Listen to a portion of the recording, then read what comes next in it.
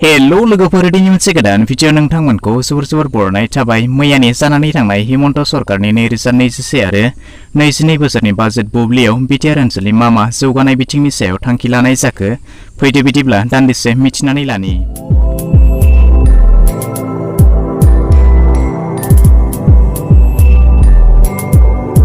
तामुलपुरखौ गंसे गोदान जिल्ला महरै गनायथि होनाय जाबाय। बड'लेण्ड जौगानायनि जुनै बड'लेण्ड अनसाय बिफान मुंनि गोदान बिफान खुलिनाय जागोन। क'क्राझाराव बड'लेण्ड खुंथायारि मावफारिया फरायसालिमा गायसननाय जागोन।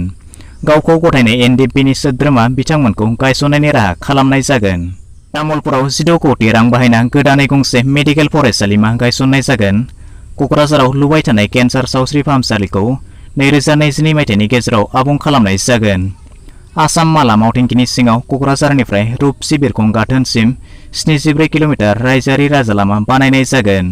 कुमारिकाटा आरो जाला लामायाव थानाय पाग्लादिया दैमायाव 1.2 किल'मिटार गोलाव दालां बानायनाय जागोन। बिदिब्ला दिनैनि भिडिअ बेखिनियानोसै। आसा खालामो नोंथाङा भिडिअखौ नायनानै गासैखौबो बुजिबाय जानांगौ। जुदि माबाफोर गोनो गोथो थाबावबायब्ला नोंथाङा कमेन्ट सेक्सनाव थांनानै सोंहरनो हागोन।